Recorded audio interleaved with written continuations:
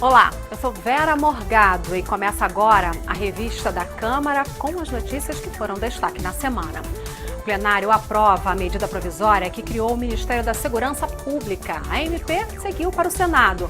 A nova pasta, que já está funcionando desde fevereiro, vai absorver atribuições do Ministério da Justiça. Na Comissão de Agricultura, o tema foi a tabela de preços mínimos dos fretes. Caminhoneiros e representantes do agronegócio buscam soluções para o impasse sobre os novos valores. E você vai ver também mais uma rodada de discussões sobre o teto do funcionalismo público. Segundo o relator, as mudanças podem gerar uma economia de mais de 2 bilhões de reais por ano. Com o fim do financiamento empresarial, uma novidade ganha mercado nas eleições deste ano. São os sites de vaquinha virtual para arrecadar dinheiro de campanha. Quando a separação acontece por causa de violência doméstica, continua sendo possível compartilhar a guarda de um filho? A lei, que completou 10 anos esta semana, precisa de ajustes que vão merecer a atenção dos parlamentares.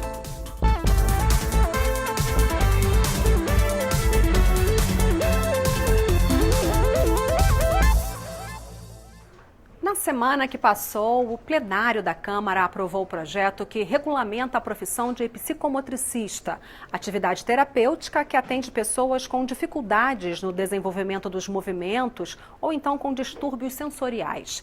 O destaque da semana foi a aprovação da medida provisória que criou o Ministério da Segurança Pública. As duas propostas seguiram para o Senado. Dini Moraes acompanhou. O Ministério da Segurança Pública, aposta do governo para reduzir a criminalidade e disciplinar presídios, é criado por meio da Medida Provisória 821. Desmembrado do atual Ministério da Justiça, o novo órgão também é responsável por planejar e administrar a política penitenciária para o país. Houve polêmica porque os recursos para organizar e manter o novo ministério seriam remanejados de áreas como o esporte.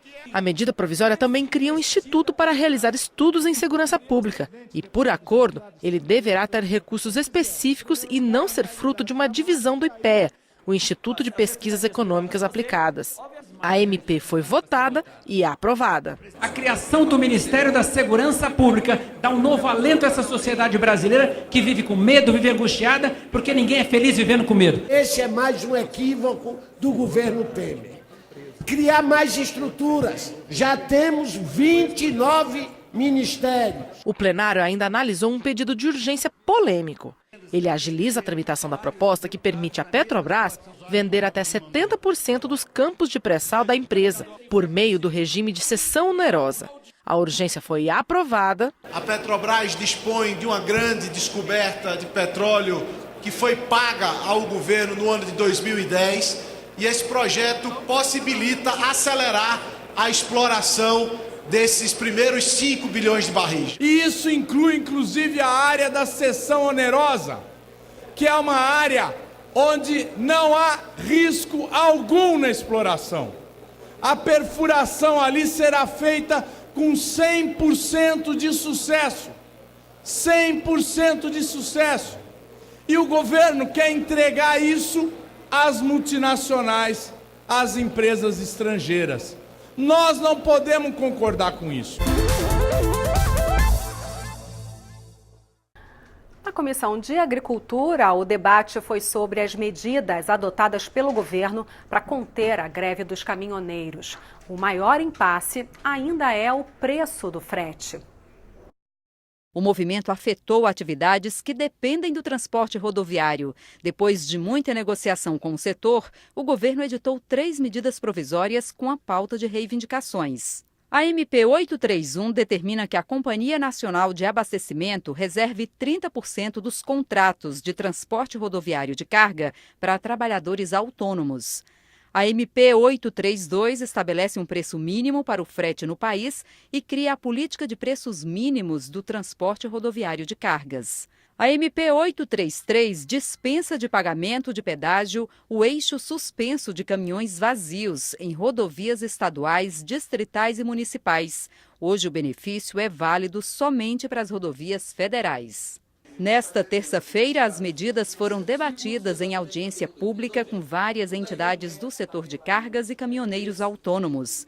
A principal discussão ficou em torno da proposta que estabelece um valor mínimo para o transporte de cargas. O Brasil ele é muito grande, a diferença de custo de região para região, do preço do diesel. Um frete de grãos que começa no Mato Grosso e termina no Porto de Santos, passando aí por vários preços de diesel. Então é bastante complicado definir uma tabela. O transporte é o único serviço no Brasil que não é o prestador de serviço que estabelece o preço, e sim o tomador de serviço. E com essa situação é que se chegou aonde nós estamos atravessando hoje. E, infelizmente vai ter que cortar na carne, porque isso não é resultado de 1 ano, 2 anos. Isso é resultado de anos, né, de uma exploração dentro do setor. Tem um problema de uma ingerência indevida do governo no mercado através de um tabelamento, e um valor de tabela que inviabilizou uma série de produtos da economia brasileira. A nossa proposta é essa, discutir com todos os setores. Se não houver acordo, os pontos que não houver acordo, nós arbitramos através da medida provisória 832. E aqueles pontos que foram acertados se resolvem.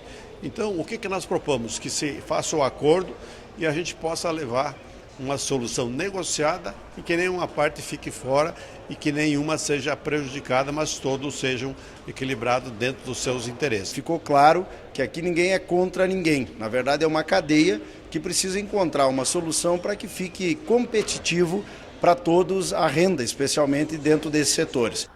O ministro Luiz Fux, do Supremo Tribunal Federal, suspendeu todos os 53 processos nas instâncias inferiores da Justiça que tratam da medida provisória 832, a MP dos fretes. Mas a medida provisória continua valendo. Na próxima quarta-feira, haverá uma audiência com representantes do governo, empresários, caminhoneiros e Procuradoria-Geral da República para tratar do impasse. Somente depois deste encontro é que o ministro vai decidir sobre a legalidade da medida provisória. E uma decisão liminar do ministro do Supremo, Luiz Roberto Barroso, permitiu que o deputado João Rodrigues, do PSD de Santa Catarina, voltasse a exercer o mandato de deputado aqui na Câmara. João Rodrigues foi condenado por fraude em licitação e passou 4 meses preso em regime fechado. Agora, no regime semiaberto, ele poderá trabalhar durante o dia, mas à noite terá que voltar para a prisão. O deputado, que também responde a um processo no Conselho de Ética da Câmara, sustenta que é inocente. Eu, como vice-prefeito, eu assumi interinamente por um curto espaço de tempo. E o edital, dentro daquilo que eu assinei, está dentro da normalidade, da legalidade. Agora, os atos praticados na sequência têm equívocos, claro que tem, mas não são praticados por mim. Eu acho que a pior coisa do mundo é quando você paga pelo que você não deve. Eu já pedi a minha retirada de todas as comissões porque eu não acho ético no momento. Eu só voltaria quando eu estiver absolvido, ou pelo menos encerrado esse processo, e eu recuperar os meus direitos. Neste momento eu não me sinto no direito de participar em comissão nenhuma. A minha obrigação é entrar aqui quieto e sair calado. Na semana que passou, policiais federais cumpriram 3 mandados de busca e apreensão contra a deputada Cristiane Brasil, do PTB do Rio de Janeiro. A ação fez parte da segunda fase da Operação Registro Espúrio, que investiga uma organização criminosa que atuaria na concessão fraudulenta de registros sindicais no Ministério do Trabalho. A deputada Cristiane Brasil disse que não deve nada e que espera que as questões sejam esclarecidas com brevidade e que o nome dela fique limpo. No Conselho de Ética foi ouvido o deputado Celso Jacob e 2 testemunhas de defesa na representação que pede a cassação do parlamentar.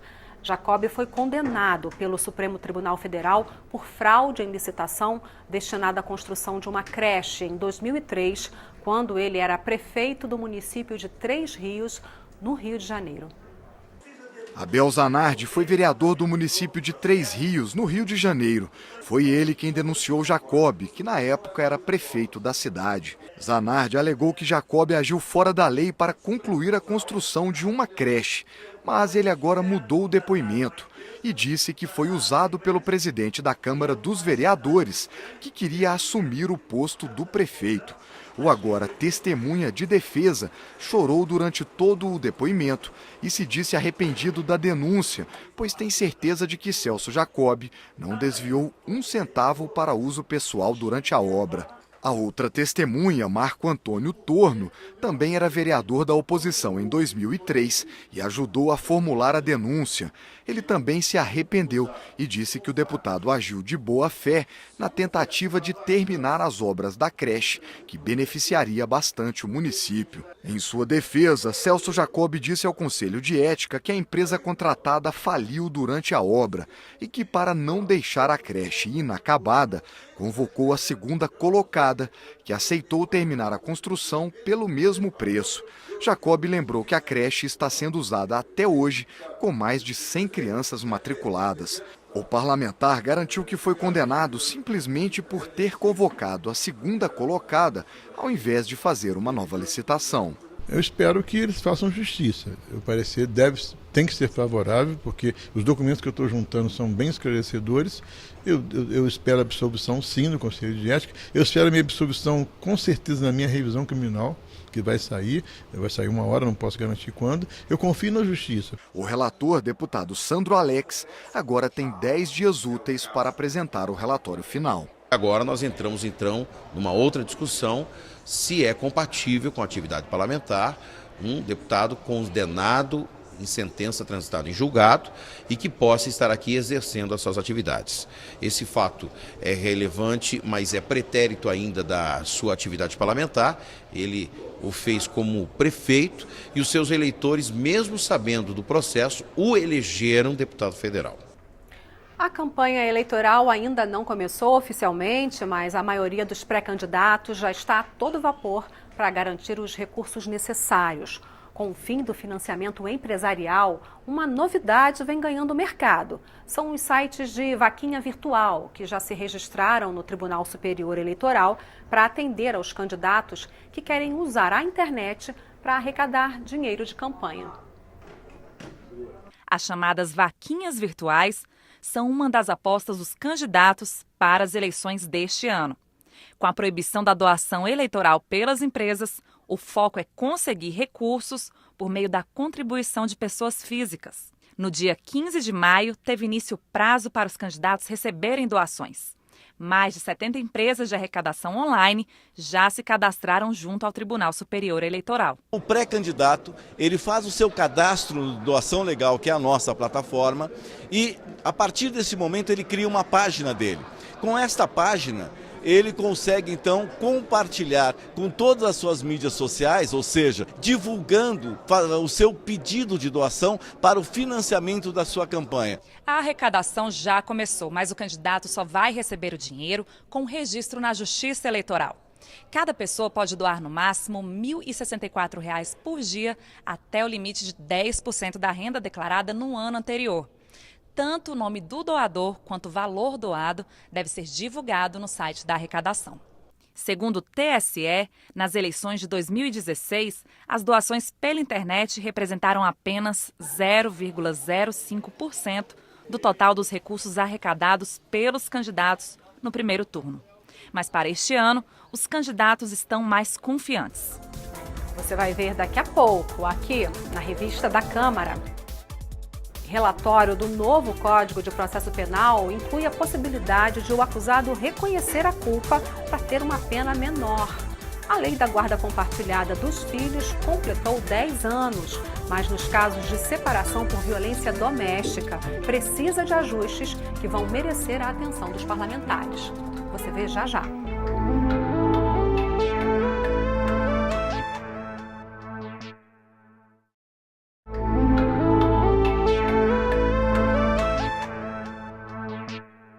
Na semana que passou, alguns juristas manifestaram preocupação com a possibilidade de extinção do foro especial para todos os cargos públicos. O tema está em debate numa comissão especial aqui da Câmara. A principal proposta de emenda à Constituição em debate na comissão especial que analisa mudanças no foro especial veio do Senado.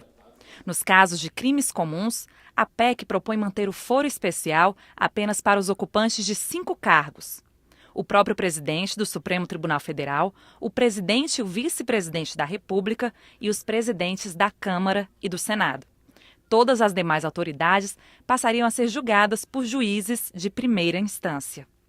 Na audiência, o presidente da comissão disse que há uma forte tendência entre os integrantes do colegiado em acabar com essas exceções.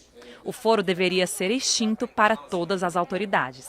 Essa discussão que está em torno dessa PEC, ela nada mais é do que uma resposta ao anseio da sociedade. Já o representante dos procuradores da República acha que, para serem mantidas as exceções que estão na PEC que veio do Senado, deveriam incluir todos os ministros do Supremo e o Procurador-Geral da República. Mas disse que prefere a extinção completa do foro especial. No nosso sistema jurídico, ainda por cima, o foro por prerrogativa de função tem se mostrado desfuncional, porque os tribunais não são vocacionados a tocar os processos são lentos, atravancam os tribunais. 2 debatedores, no entanto, acham que essa é uma decisão que não deve ser tomada sob pressão da opinião pública e que a extinção completa do foro especial deve vir acompanhada de uma mudança mais ampla na justiça criminal do país. Ela vem acompanhada também com a reforma estrutural do sistema de justiça criminal, notadamente com a reforma do Código de Processo Penal. Que o judiciário cumpra o seu papel, que para mim não é papel de perseguir pessoas, mas o papel de garantidor dos direitos fundamentais. Esse é o papel do judiciário. O deputado Rubens Bueno, do PPS do Paraná, apresentou na comissão especial o texto que regulamenta o teto salarial de servidores públicos. A proposta veio do Senado e passou por mudanças aqui na Câmara. O relator propõe limitar as férias anuais a 30 dias e acabar com a licença-prêmio, medidas que atingem a magistratura e o Ministério Público, que tem descanso de até 60 dias. O Senado já votou uma proposta. Lá foram construídas 2 listas. De um lado, o que fica dentro do teto. De outro, o que pode passar dele. Aqui na Câmara, o deputado Rubens Bueno fez uma mudança profunda. Ficou no texto só a lista do que exatamente está fora do teto. São 24 itens, entre eles, por exemplo, férias e auxílio creche. Mas essa lista aí é definitiva. Ninguém, a não ser o próprio Congresso, vai poder criar algum outro tipo de pagamento que fure o teto do funcionalismo público. E com mais um detalhe. Essas exceções já vêm com algum limite. Por exemplo, o auxílio moradia não vai ser pago a quem já mora com um companheiro que receba esse auxílio. Ou ainda, o auxílio alimentação vai ser limitado a, no máximo, 3% do valor do teto.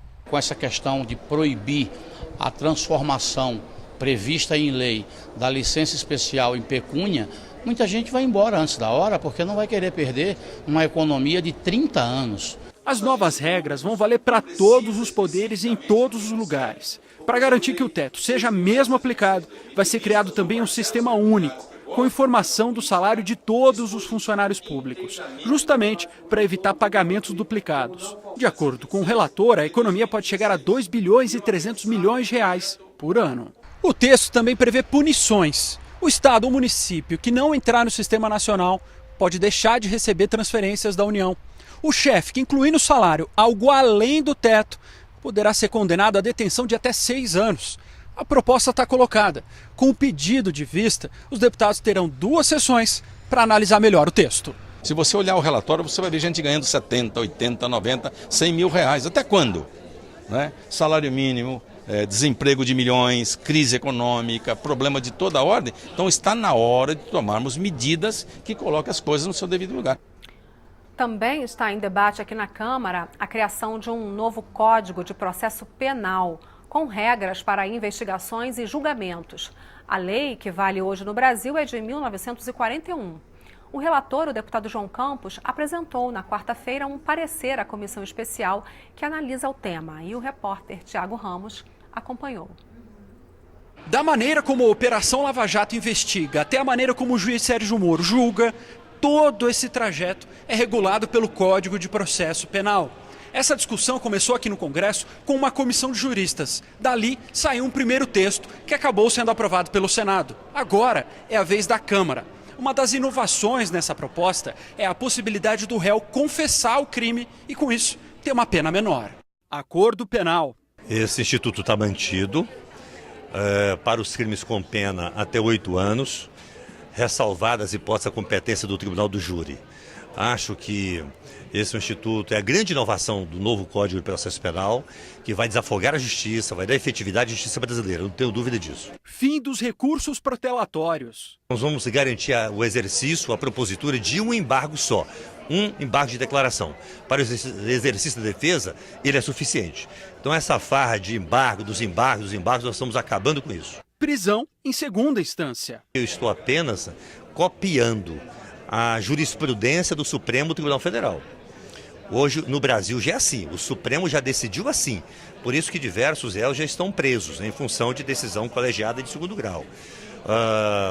Eu sei que há posições diversas aqui dentro da casa. Nós vamos fazer um bom debate e certamente essa matéria será definida no voto. O texto aumenta o prazo para a investigação policial, dá mais tempo para a realização da audiência de custódia, que é o primeiro contato entre o acusado e o juiz, cria a figura do juiz de garantia, que supervisiona a investigação, mas que não julga. Enfim, há aí dentro um universo de mudanças e também de opiniões. Ele mantém prazos de prisão preventivas que são prazos inaceitáveis, que praticamente o preso pode ficar lá preventivamente, sendo que o Estado não toma nenhuma atitude de julgá-lo. Isso é inaceitável. O Estado tem que ter capacidade de investigação e não pode fazer da prisão preventiva um mecanismo de delação. Eu não espero ter unanimidade, nem aqui na comissão, nem no plenário. Eu espero que a gente tenha a maioria. Isso é o suficiente para a gente aprovar a matéria. E já está em vigor a lei que aumentou a pena para furto ou roubo de caixa eletrônico com uso de explosivos. A pena máxima passou de 8 para 10 anos de prisão. A nova lei também obriga os bancos a instalarem em cada caixa um dispositivo que destrua as cédulas em caso de arrombamento, movimento brusco ou alta temperatura. Roubo é a modalidade de crime praticada com violência física ou grave ameaça. Já o furto é praticado sem que ninguém seja diretamente ameaçado. O furto acontece quando ninguém vê o crime sendo praticado. De acordo com a nova lei, a pena máxima para o furto com uso de explosivos passa de 8 para 10 anos, permitindo que o cumprimento da pena seja iniciado no regime fechado. Já a pena para o roubo com uso de explosivos terá agravante de 2/3. Nos casos em que houver violência resultando em lesão corporal grave, a pena passa de 15 para 18 anos de reclusão. O deputado Alberto Fraga foi o relator da matéria na Câmara. Já teve casos do cara, para explodir um caixa eletrônico, ele explodiu o prédio inteiro. Então, eu acho que ao se criar na legislação uma qualificadora para o uso de explosivo, é evidente que pode criar um fator inibidor. A lei da guarda compartilhada completou 10 anos na semana que passou. Ela foi criada para permitir que pais separados dividam as responsabilidades e o acompanhamento das crianças e adolescentes. Mas o tempo fez surgir algumas distorções que vão merecer a atenção dos parlamentares. Quando a separação acontece por causa de violência doméstica, continua sendo possível compartilhar a guarda de um filho? A repórter Cassiana Turmin foi saber. O Sérgio é pai da Isadora, de 5 anos. Ele se separou da mãe dela, mas juntos resolveram compartilhar a guarda da criança. Conseguiram separar os conflitos do fim do relacionamento dos cuidados com a menina. Agora eles dividem o convívio e as responsabilidades sem brigas. A história do Sérgio é um exemplo do sucesso do modelo de guarda compartilhada. Desde que possa ter uma qualidade melhor de vida, ao máximo dentro do que os dois podem oferecer separados para uma criança. Mas em certas situações, a guarda compartilhada não é pacífica. Muitas vezes ela cronifica essa dinâmica de violência mesmo depois da separação. Você se separa em função dessa dinâmica, quando você consegue, né? Porque essas dinâmicas também muitas vezes as mulheres não conseguem sair desse relacionamento. Você consegue sair, mas você fica atrelada a essa pessoa em função de uma guarda compartilhada. Pela lei, quando não há acordo entre a mãe e o pai, o juiz deve aplicar a guarda compartilhada sempre que possível. Ou seja, os dois devem dividir os cuidados, as responsabilidades e até o afeto na criação dos filhos. Só que ao longo dos últimos 10 anos, quando foi priorizado o compartilhamento da guarda, foi observado que muitas vezes ela é usada por um dos pais para tentar se reaproximar do outro. E isso pode ser perigoso quando o motivo da separação foi violência doméstica. Ela pode pedir no processo dela para que a criança seja entregue ao pai por meio de terceiros, ela pode indicar a mãe, pode indicar o irmão. A deputada Luiziane Lins acha que não basta o distanciamento físico nesses casos. Para ela, a lei tem que ser mais firme e clara nas restrições sobre a guarda compartilhada quando ocorre violência doméstica, seja contra a própria criança, seja nos casos previstos na Lei Maria da Penha. Quando o pai ele praticou algum tipo de abuso sexual contra um dos filhos, ele merece guarda compartilhada? Isso não está previsto na lei, mas é importante que ela faça essa previsão, que em determinados casos a guarda compartilhada não seja a saída. A Comissão Permanente Mista de Combate à Violência contra a Mulher, formada por deputadas e senadoras, está discutindo a possibilidade de alterar a lei para incluir essas exceções. E para encerrar a revista, imagens do documentário Terras Brasileiras, que foi exibido na mostra de longas-metragens do 41º Festival Guarnicê de Cinema, no Maranhão, na última quarta-feira, e foi muito aplaudido por lá. Terras Brasileiras é um dos 6 longas-metragens que concorrem ao troféu Guarnicê este ano.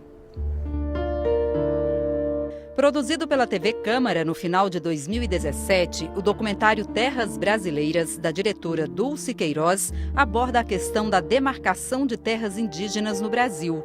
Revela os bastidores do drama sofrido por indígenas e produtores rurais na luta pela terra no sul do Mato Grosso do Sul, quase fronteira com o Paraguai.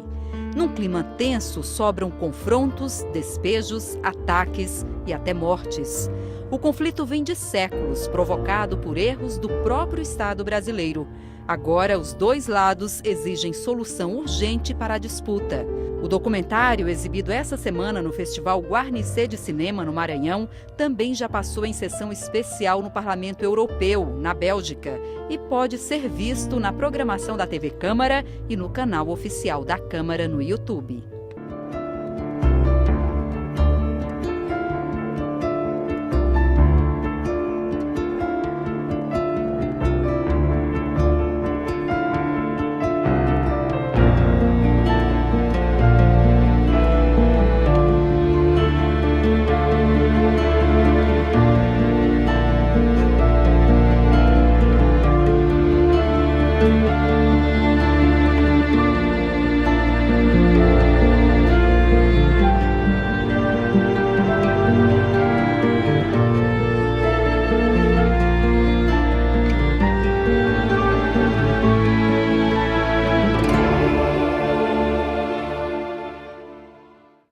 E é isso, você pode assistir ao documentário Terras Brasileiras e também rever a revista da Câmara pela internet no endereço youtube.com/Câmara dos Deputados Oficial, tudo junto. Tchau!